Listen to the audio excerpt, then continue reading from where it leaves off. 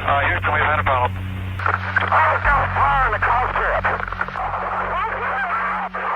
These creepy audios were recorded by astronauts during the Apollo space missions. NASA informs us about the scientific discoveries that have been made thanks to this project, and of course, about the main achievement, landing a human on the moon. But what NASA doesn't like to talk about is at what cost they did it.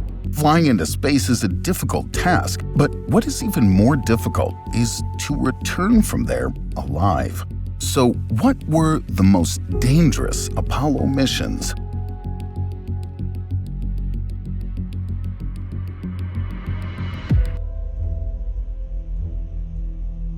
The morning of July 16, 1969, an American astronaut, Buzz Aldrin, puts a tiny bowl, breadcrumbs, and a handwritten Bible verse postcard into a small vacuum bag. Very soon, he will accomplish what no one has ever done before him in the history of humankind. He'll step onto the moon's surface as part of the Apollo 11 mission. But this isn't Buzz's first time in space. As a member of the Apollo 8 crew, he's already completed a human-crewed orbital flight to the moon. The first 10 Apollo projects focused on testing spacecraft, developing technology for spaceflight, and training the astronauts. However, this time, Buzz and his partner, Commander Neil Armstrong, were supposed to land on the moon for the first time, not just observe it from afar.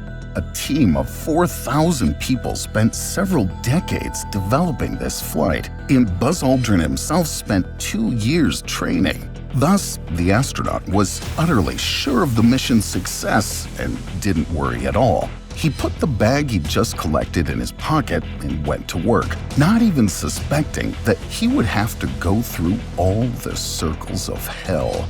The launch of the Saturn V launch vehicle was broadcast live on TV in 33 countries on 6 continents. In the United States alone, about 25 million viewers watched it. So at the time of launch, Buzz Aldrin felt the euphoria of all rock stars combined. After a successful takeoff, it took the astronauts 3 days to reach their destination. And now, this long-awaited moment came. The lunar module detached from the command module and was about to land on the moon. Suddenly, Aldrin saw that the navigator flashed the 1202 alarm. The command center reported that the computer was overloaded with tasks and the navigation system couldn't cope. The module where the astronauts were began to sharply change the trajectory towards a dangerous rocky area. Captain Neil Armstrong decided to act immediately and switch to manual control. The fuel gauge readings were alarmingly low, and the rocket engine kicked up space dust that obscured the view. Even though they were about to crash, Buzz didn't doubt his partner for a second, and he was right. Neil managed to successfully land the module. The right to be the first to set foot on the moon's surface was granted to the ship's captain. Aldrin had to go down after him. He didn't even suspect that this would become his stigma for life. At all important events, he'll be called the second man on the moon, the legendary Colonel Buzz Aldrin.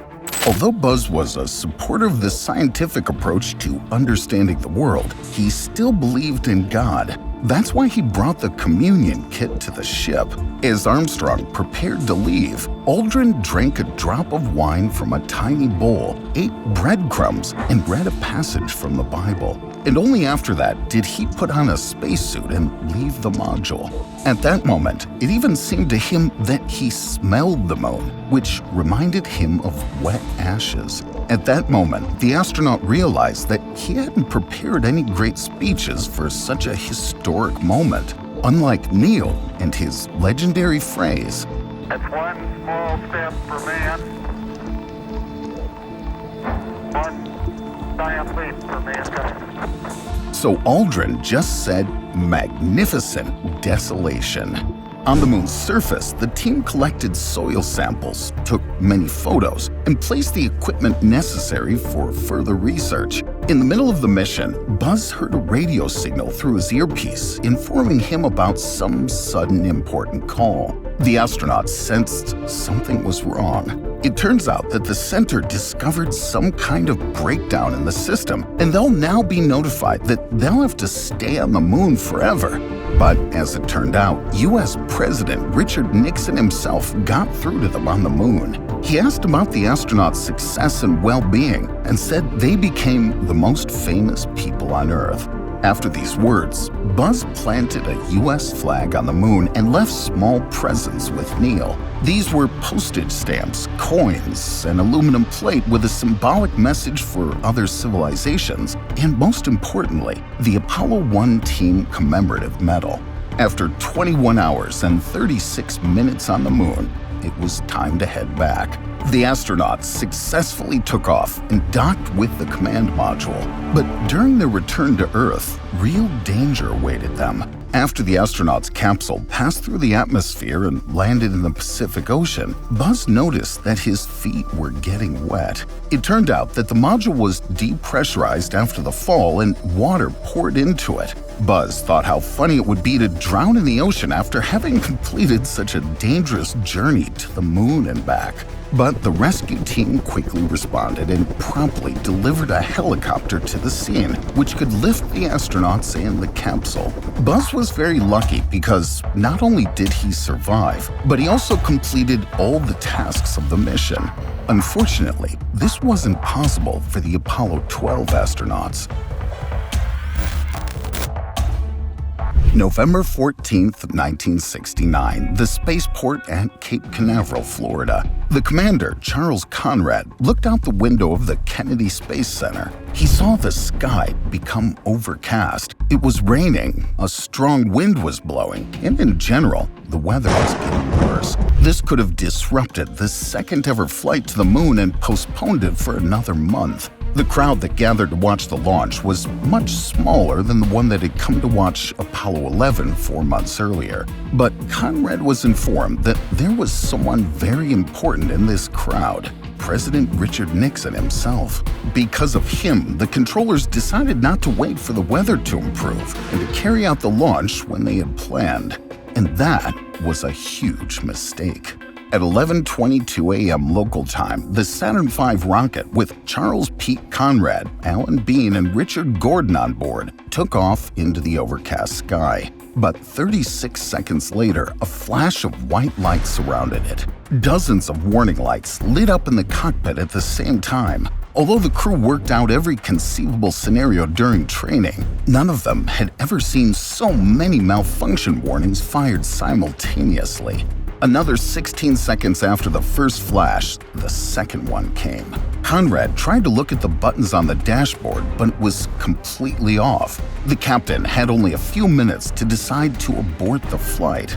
Despite everything, Apollo 12 was still flying in the right direction. Conrad was very hesitant about whether he should risk his life and the lives of his colleagues. And then, prompts from the engineers began to come into his earpiece. He had to immediately find the switch and restart the panel. Conrad was furious because every second mattered, and because of the panic, he couldn't cope. Suddenly, his colleague Alan Bean intervened. He quickly found and flipped the switch, and the panel lit up again. The mission was saved. But for how long?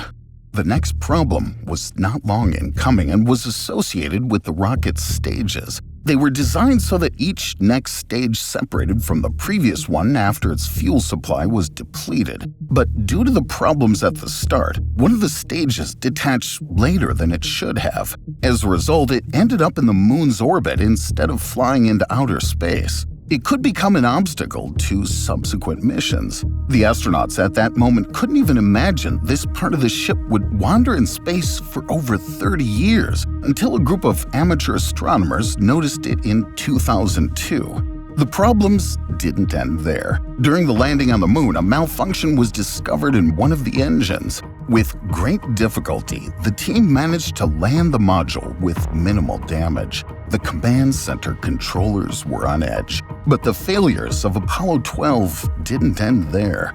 Conrad's first line on the moon was,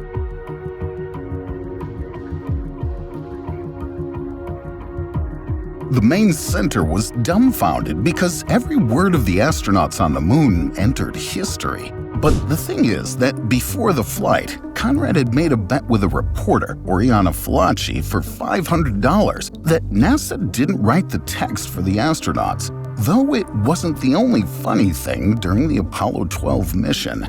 The astronauts brought Playboy images on board and took pictures with them on the moon. And when Conrad had to step on the moon's surface for the first time, he stumbled and fell. At that moment, the astronaut probably felt reassured that the whole world wouldn't see such an epic fall. You see, the astronauts had accidentally damaged the antenna of a color camera that was supposed to broadcast all their actions. This whole mission resembled a typical horror movie when a group of friends is having fun and joking around, while the intense music behind the scenes makes the viewer understand that these guys are in danger they haven't sensed yet. While Conrad and his colleagues were absolutely calm, things were much more stressful in the Mission Control Center. The white flash that nearly ruined the whole mission in the first seconds of the flight was lightning. So, due to the malfunctions caused by its impact, the team's landing parachutes could open too early. No one knew for sure if they would work properly or if the entire crew would fall. Unable to fix this issue, NASA decided to hide this information from the astronauts. Fortunately, during the flight back to Earth, the parachutes opened precisely on cue. It also turned out that in addition to the problems with the video camera, the astronauts had lost several film magazines, while some of the remaining ones got damaged. This was a real blow to scientists who hoped to study satellite images. Besides, some TV channels had already sold ads that were supposed to play during the live broadcast of the first color images from the moon. Alas, there was nothing to show, and it actually threatened any further funding for the project. Still, even this flawed mission cannot be compared to what happened to Apollo 13. John Aaron was having a rest after a long shift at the Mission Control Center. Along with other NASA employees, he worked day and night for more than a year to launch the Apollo 13 mission, during which astronauts Jim Lovell, Jack Swigert, and Fred Hayes were supposed to set foot on the moon, just like their predecessors. Fortunately, the rocket launch went off without any problems. The NASA team worked around the clock to support the crew and avoid repeating past mistakes. And now John could finally relax. But suddenly, the phone rang. John picked up the phone and heard the familiar voice of his colleague from the Mission Control Center. It sounded pretty nervous. Apparently, an oxygen tank exploded in the service module of the Apollo 13 rocket, and the astronauts were gradually losing air. John felt his heart skip a beat. In his short time at NASA, he'd gained a reputation as a technical genius who could quickly figure out a complex problem. John immediately turned on the recording of the conversation with the team and heard the now famous phrase, Houston, we've had a problem. At that same moment, alarm lamps lit up in the Mission Control Center, signaling power outages on the ship. It wasn't until later that the NASA Accident Investigation Board found that on that fateful day, a spark from a bare wire in an oxygen tank started a fire, rupturing one oxygen tank and damaging another. Since oxygen also fed the fuel elements of the Odyssey command module, where the astronauts were located, the aircraft's power also decreased. But at that moment, John didn't know that. He understood that every second of his doubts could cost the lives of 3 astronauts. After considering all options for emergency rescue, the engineer faced a serious dilemma. The thing was that a limited amount of oxygen remained on board, and the supply of fuel needed to return to Earth also decreased. Landing on the moon was out of the question, so they had only 2 options. First, they could return to Earth on a damaged module using their remaining resources and limited power supply, but risking their lives. Second, the astronauts could use the Apollo lunar module Aquarius, designed to land on the moon. In the end, the second option was chosen. Yet a new peril emerged. After redirecting the mission to return home, it was necessary to recalculate the flight path. It could pretty much lead to the astronauts simply getting lost in space. Still, it was worth the risk. The astronauts felt uncomfortable in Aquarius because it was designed solely for 2 people to fly in it, while the third would wait for their return. During the flight, the temperature in the cockpit quickly dropped to near zero. Some foodstuffs had become inedible, so the hungry astronauts stayed in a cold, cramped module with a limited supply of oxygen for about 90 hours. During that time, Fred Hayes developed chills and a bladder infection. Plus, on top of the stress, the astronauts were exhausted because of the lack of sleep during those 6 days of flight. At that time, John and the Flight Center team also kept their eyes open, drafting a plan to get the spacecraft on the right trajectory. Ultimately, they managed to bring the astronauts home. They were saved thanks to their own self-composure, the flight control team, and of course, John Aaron. Complex challenges fall not only upon astronauts in space, but also upon regular NASA employees controlling the flight from Earth. After that incident, numerous changes were made to the design of the service and command modules for greater security. Thus, 12 Apollo astronauts have walked on the moon throughout history. But none of this would have happened if not for the very first, and at the same time, the most tragic first mission. 1967, NASA's top test pilot, Gus Grissom, went hunting with his 13-year-old son, Mark. It was their favorite thing to do together. But on that day, the always cheerful Gus was somehow tense. He expressed his concerns about the upcoming flight, but the pilot still didn't stop joking around and told his wife, Betty, "If I die, have a party." At the same time, an experienced astronaut, Ed White, again carved something out of wood before work, had fun talking to his 14-year-old son, Edward, and watched his 7-year-old daughter, Bonnie, practice with the balance beam he made for her with his own hands. At that moment, Roger Chaffee was swimming with his 8-year-old daughter, Cheryl, in the pool, looking forward to the next step in his career as an astronaut. All of them were selected for the Apollo 1 mission. The team was supposed to make the first human-crewed flight on a spaceship. It was a crazy technological race between the USSR and the USA. The latter had already fallen behind because it was a Soviet astronaut who became the first human in space. Naturally, NASA wanted to respond by sending their astronauts straight to the moon. So the astronauts did their best to prepare for the flight, which was to take place almost a month later. On January 27th, according to the plan, they were supposed to have a training launch. The crew was already in place, and NASA workers turned on the countdown. Suddenly, Grissom smelled sulfur, which could indicate a gas leak. The countdown was immediately stopped. Gus was very annoyed that things were starting to go wrong. When technicians fixed the issue by filling the module with 100% oxygen, the odor dissipated and the countdown resumed. Here, Grissom was furious again because there were communication problems between the crew, the administrative building, and the checkpoint of the launch complex. The astronaut was outraged. Hey, how are we gonna get to the moon if we can't talk between 3 buildings? Tired of dealing with communication problems, most dispatchers left their office to take a break, except one of them. And all of a sudden, that dispatcher heard some weird noise, followed by White's screams. Oh, there's no fire in the conscript. Then more screams were heard until there was only silence left. Little Mark Grissom was playing near the house when a neighbor's child said he was urgently called home. He said something had happened at work to Mark's dad. Ed White came home on a bike after football and saw Neil Armstrong's wife, who lived next door. From her expression, he understood everything. Cheryl Chaffee's mom came into her daughter's room completely pale and said, "Daddy won't come home again." Cheryl scarily asked, "Are you getting a divorce?" And her mother burst into tears. During the test launch, a fire suddenly broke out in the cockpit of Apollo 1. Ed White was desperately trying to open the inner hatch, but it was designed so that it could only be opened from the outside. The astronauts had no chance. All 3 died.